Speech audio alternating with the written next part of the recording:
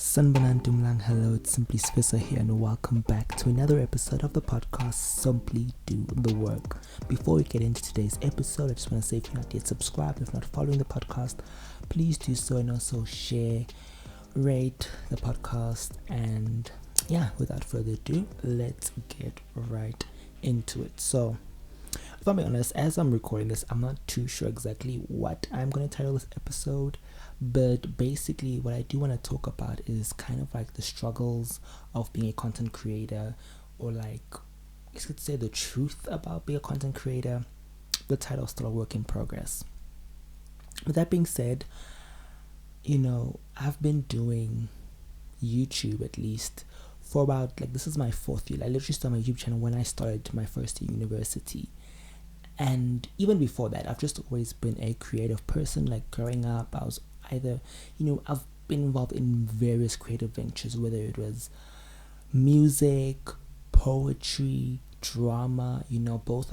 Performing other people's pieces, but even creating my own pieces, even though some of the songs and poems, and I even wrote a play at some point, will probably never see the light of day because now I'm old. I look back and think that's so cringe. But the point I'm making is that I've always been creative, so I think even when I did start my YouTube channel, for people who knew me, really knew me, probably wasn't too much of a surprise. I remember even in high school, I used to tell people, I'd like to one day, just for fun, just release an album, like a music album, because I'm sure you guys can tell from some of the videos I've made that I love listening to music. I'm very passionate about it. I love also experimenting in terms of or not experimenting, exploring new genres and new sounds. And it's low-key a dream of mine. So who knows, maybe one day when I've got a budget, it'll be just a fun little project for us. But I digress.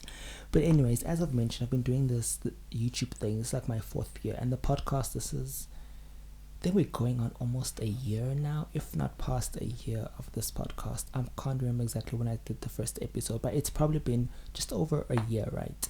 And what I can say is that I'm very grateful for the fact that I didn't blow up, right? I'm not blowing up. I'm not going viral.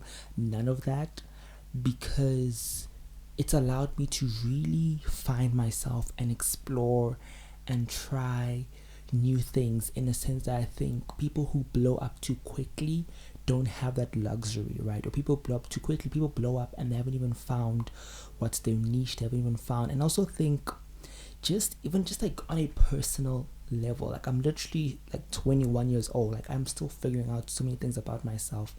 And I think for people who achieve fame at a very young age, I think that can be very damaging. I think it can be very toxic. I think the way in which we engage with celebrities and influencers, I think we do them a great disservice, especially those who get into this at a younger age. I think we've all heard stories, right, from celebrities. I think of the Disney Channel stars, right, the generation, yes, Selena Gomez, Demi Lovato, Miley Cyrus, right, while they talk about how they loved sorry, my voice is doing weird things. While they do talk about how, they love their time on their show and they're grateful for Disney because it got them where they are, they do say how that was kind of an abnormal childhood. I think even Britney Spears, right, the fact that she was really in the limelight from a very early age, and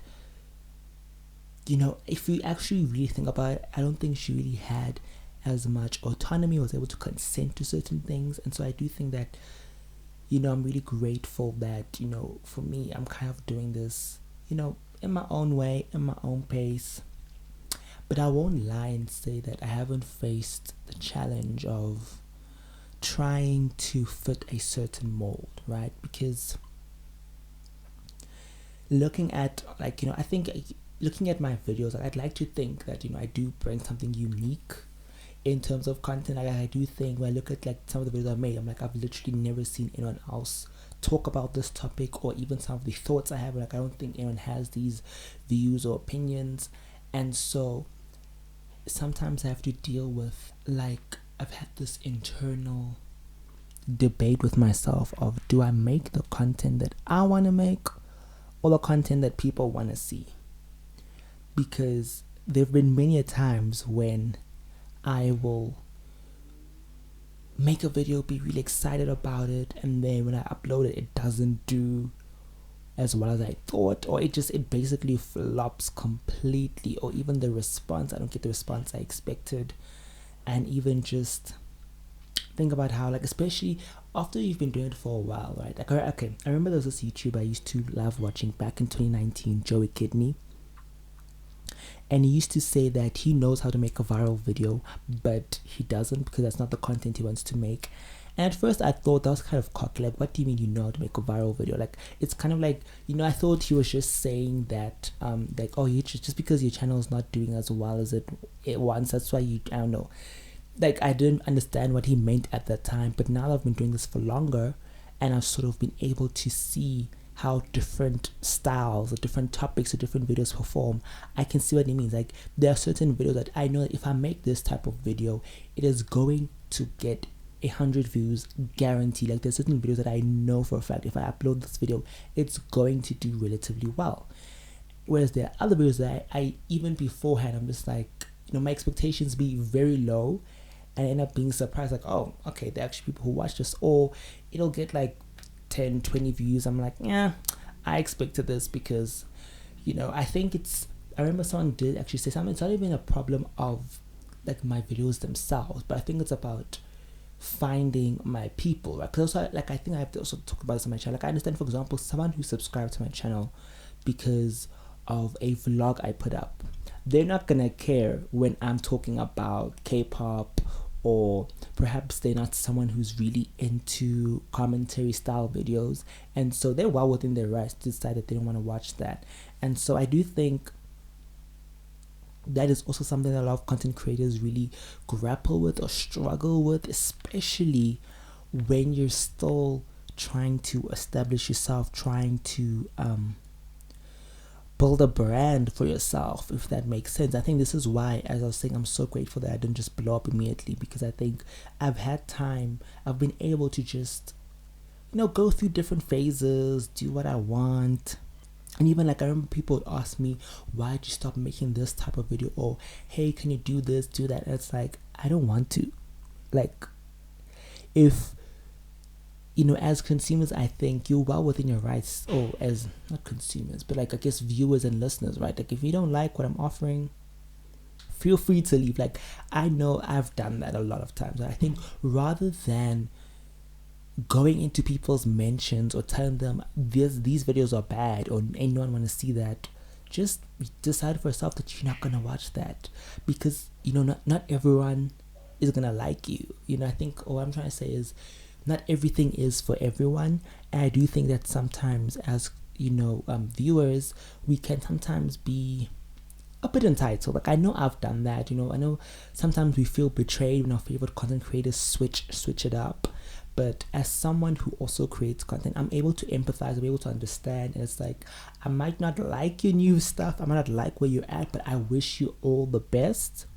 And who knows, maybe my interests might change and I might join you, because there are creators who have been like consistently following, and even when they do switch things up, I stick with them. But then others, I might fall off, or maybe I find that I don't watch their videos as consistently as I used to, and that's all okay.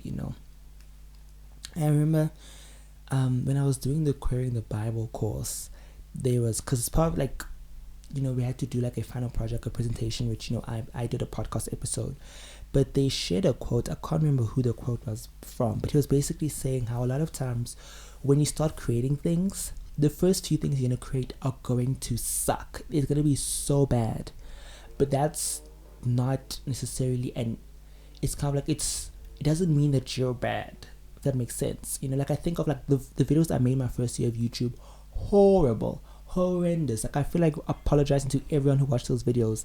Like, I'm pretty sure most of the videos from like my first 2 years of YouTube are private, even some videos from last year I actually made private. And what that guy was saying is that the issue isn't necessarily like, what the actually is happening is that your taste is good, right? Your taste that got you into whatever you want to do, right? For example, I saw that there's certain topics that I'd like to cover. I don't see anyone else covering them, or I have certain opinions. That's like, my taste is there, but what's kind of lacking is like the skills, right? The skills necessary to execute according to my level of taste, which is why I feel like with each year my content keeps getting better and better. And that's the thing, that's the key. I think if you want to create content, don't feel discouraged if the first few things you make aren't as good as you expect them, because you need to consistently work on it to get better at it. I think that's also why I would get really offended or really upset when people would tell me, I don't like this about your video, or could you fix this, could you fix that? Cause it's like, I am not blind, I am not deaf, I can see or I can hear that there's an issue here, but this is literally the best I could do. And that is something that I think we should all take into consideration. I think, like I also have a video talk about how unsolicited advice, it's not helpful, because you're just making people feel bad. You're really just making people feel bad. And so where I'm at now is I have a more process orientated and not an outcome orientated approach to the content I make. Like the videos and podcasts, I like with regards to like the podcasts, like I've actually found that the last few podcast episodes I've recorded, I've enjoyed them a lot more than YouTube. I think because with the podcast, I never, worry about views or listens, I guess, because it's audio. Like with the podcast, I literally don't check the stats. I literally just record the podcast, upload it, and, I'll listen to it, maybe like make a few posts about it, and I move. Like I'm not obsessing over the views. Whereas with YouTube, I always find myself checking the views, checking the average view duration, checking what's happening with my subscriber count. I think the podcast has really helped me to be more process oriented. So the podcast, I focus really a lot more on making sure that I get my research done properly. When I'm recording, I try to articulate myself as best as possible, and even while editing, I'm like, how can I make sure that the message I'm trying to convey comes across clearly, because also one thing I really love about the podcast, I'm really grateful for, is that it really gave me a space to sort of expand my thinking and push myself to saying my opinions. Because I think something which I really struggle with on YouTube was I was really scared to say my opinions, because I always felt like people will tie you down to something. Like I've seen many times, like a video that I upload, let's say I upload like last year March, someone will comment on it today, and I'll read the comment and be like, that's cute, but I don't even think like that anymore. So it's kind of like, I felt like now with YouTube, I felt this pressure to always make sure that I'm 100% certain of what I believe, 100% certain of what I think. But I've since learned that, as people, we grow, we change, we learn, we do. Like the way as told by Kenya said, she says it's just like, sometimes you gotta tweak the thesis. It's like, that was my thesis back then, but this is it now. Like I've upgraded, like I've learned more knowledge, and so now I see how that is wrong. Even another YouTuber I love, Khadija Mbowe, she talks about, at the end of her video, she always says, you're allowed to have an opinion, you're allowed to change your mind. Like I think that's something that I've really been able to embrace the podcast. Because I'll think back to like some episodes, like, in this episode I said this, but now I'm like, I don't actually think like that anymore. And it's like, what, it's okay, because I do feel like the podcast is a safer space for me. And like, I feel like the people who listen to the podcast are people who genuinely care about me and genuinely want to hear what I think. Whereas with YouTube, YouTube, you have, especially I noticed like last year, especially, like my videos are really reaching like far ends of the earth, and so it's like you really have no control over who watches it, how they perceive it. Whereas most of the people who are listening to podcasts most probably know me from YouTube or from social media. And so I think even if, let's say, I do say something that's a little like, girl, like that thought should have stayed in the draft, or have you thought this all the way through this V? I think a lot of people, they genuinely understand my heart and where I'm coming from. And so I really do appreciate you guys. And I think the final point, I think I skipped it. Yeah. Oh, I forgot to write it in my notes here, but we'll discuss it anyway, is, the issue of burnout amongst content creators. I think people don't realize how stressful it is to create content. As much as most of us get into it because we love it, But like the stuff I mentioned earlier, stressing about views, when with algorithms, all these things, you feel like you always have to constantly be on the hamster wheel of creating content. And that is why, since last year, I believe, that's when I stopped announcing that I have a schedule, like saying that new videos every Friday or new videos every this, because I realized that I'd end up making videos just so I can meet that expectation, and sometimes the videos weren't even that good, and I know they're not that good, and this is why I think the process orientated manner is or mindset is better, because then I'll know that I did my best for this video. Or there are videos or even podcast episodes I'm like, I did the damn things for this one. Like, I don't even care how it does, because I know that the people who do watch this will enjoy it, will love it. And that's also why I really love seeing people's comments and getting feedback. It lets me know that, okay, you know what, I'm not everybody's cup of tea, but the people who are sipping are loving what they're getting. And so even when it comes to like burnout, and I think for me, because I'm not doing this as a job, I think I shouldn't feel as much pressure, compared to I get it, like people have bills to pay, they don't necessarily have as much luxury to just stop, because it's like how they're gonna pay their bills. But even for me, right, while I'm not, like, for now, right, the goal isn't capital gain or monetization, though that would be lovely. I do sort of want to see my channel grow. I do want to see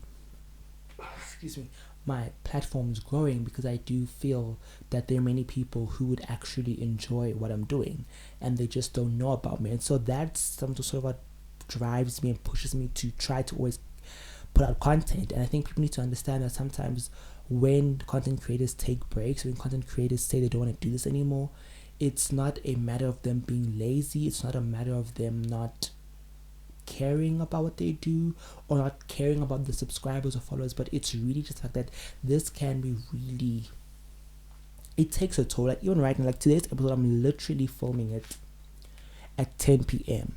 because of just how hectic and just how hectic my schedule is. There's literally no other time. I was like, if I don't do it today, it's never gonna get done.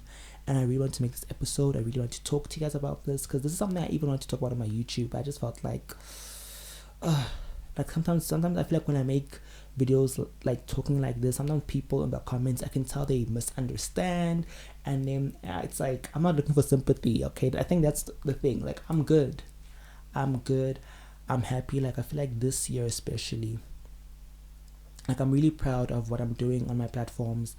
And there are times when I really do just want to delete myself from the internet and just leave, because it can be a very toxic and dark place. It can be a stressful place. Like, the burnout is real. Like, med school is a lot, and so trying to balance doing all of this, right, and doing well academically, it's a lot.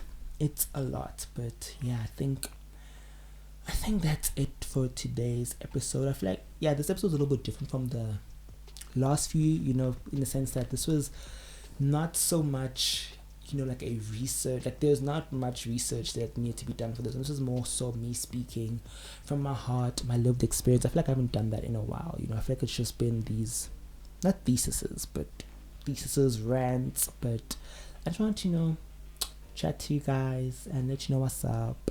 And I love you guys so much. Thank you for the continued support on all my platforms.